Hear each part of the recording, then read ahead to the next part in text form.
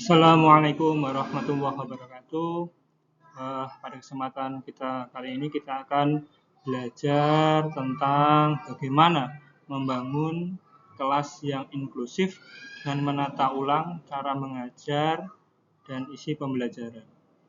Fokus utama pembahasan ini adalah bagaimana guru dapat mengevaluasi materi ajar, dinamika kelas, serta relasi kekuasaan agar semua siswa merasa diakui dan dilibatkan.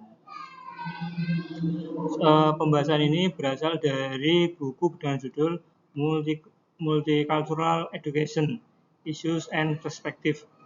Materi ini bagian dari bab 7 atau chapter 7 yang berjudul Classroom for Diversity, Rethinking Curriculum and Pedagogy, yang ditulis oleh Mary K. Thompson Tetrault.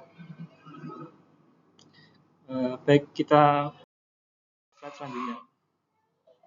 Ruang kelas modern mengalami dua perubahan besar. Pertama, siswa semakin beragam dari segi identitas, latar belakang, dan pengalaman. Kedua, konten pembelajaran juga semakin kaya karena mulai memasukkan perspektif perempuan dan kelompok multikultural. Tantangan guru adalah menyatukan keragaman materi dengan praktik mengajar yang memberi ruang bagi suara siswa. Mary K. Thompson Tetrault menawarkan 5 lensa kurikulum untuk melihat bagaimana kelompok terpinggirkan dimasukkan ke dalam pembelajaran. 5 lensa ini bukan tahapan yang harus dilakukan secara berurutan, melainkan cara pandang yang bisa saling hadir dan tumpang tindih dalam praktek pendidikan. Lensa pertama adalah kurikulum yang ditentukan oleh laki-laki.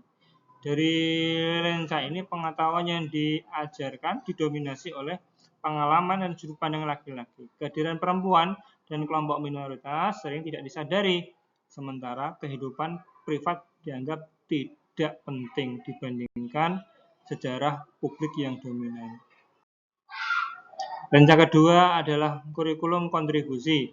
Pada tahap ini, tokoh perempuan mulai ditambahkan ke dalam materi, tetapi hanya sebagai pengecualian atau tokoh luar biasa. Masalahnya, struktur dasar kurikulum tetap tidak berubah karena standar keberhasilan masih mengikuti ukuran yang sudah ditentukan oleh perspektif laki-laki. Lensa ketiga adalah kurikulum bifokal. Di sini pembelajaran mulai melihat dua ranah, dunia publik yang sering diasosiasikan dengan laki-laki dan dunia domestik yang sering dikaitkan dengan perempuan.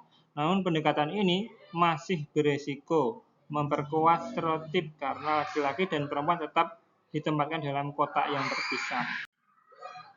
Lensa keempat adalah kurikulum perempuan. Lensa ini mulai menghargai pengalaman sehari-hari perempuan seperti persahabatan, pengasuhan, dan persalinan. Selain itu, pengalaman perempuan tidak lagi dianggap seragam karena ras, etnis, dan kelas sosial juga membentuk pengalaman yang berbeda-beda.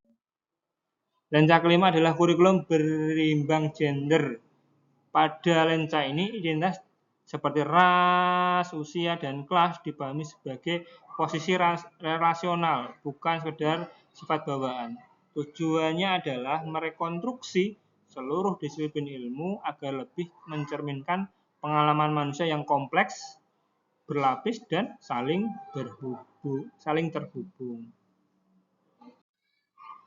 Nah, metrik diagnosis kurikulum membantu guru menilai posisi silabusnya. Pertanyaannya bukan hanya apakah perempuan sudah disebutkan, tetapi juga siapa yang menentukan pengetahuan, pengalaman siapa yang dianggap penting, dan struktur kekuasaan apa yang terbentuk materi tersebut.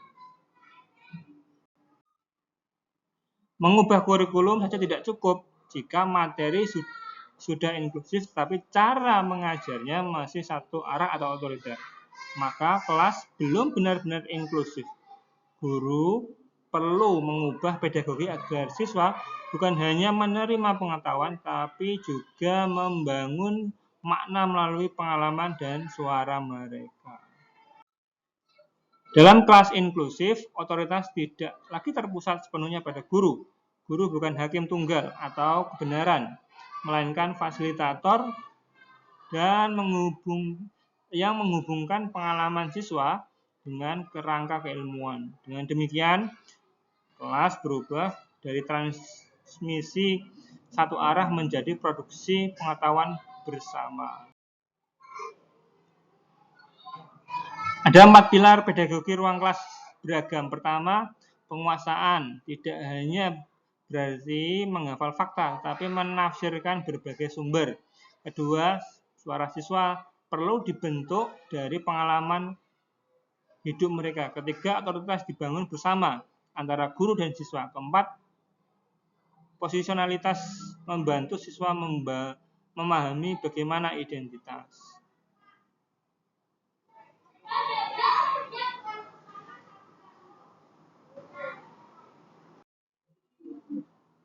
Contoh penerapan yang dapat dilakukan dalam sastra dan sains. Dalam sastra, siswa dapat membandingkan biografi dari penulis laki-laki dan perempuan untuk memahami pengalaman manusia secara multivokal. Dalam sains, siswa dapat meneliti rasa takut terhadap sains berdasarkan gender, lalu menganalisis data tersebut sebagai bagian dari pembelajaran. Dalam ilmu sosial, guru dapat menghubungkan sejarah publik dengan pengalaman privat keluarga siswa. Misalnya, siswa meneliti profesi keluarga dari masa ke masa, lalu mengaitkan dengan peristiwa besar seperti perang, hukum, dan perubahan ekonomi. Dengan cara ini, sejarah menjadi lebih dekat dan bermakna. Tujuan akhirnya adalah membangun pengetahuan rasional. Setiap siswa membawa posisi sosial dan pengalaman yang mempengaruhi cara mereka memahami dunia. Tugas guru adalah menenun pengalaman tersebut dengan materi pelajaran, sehingga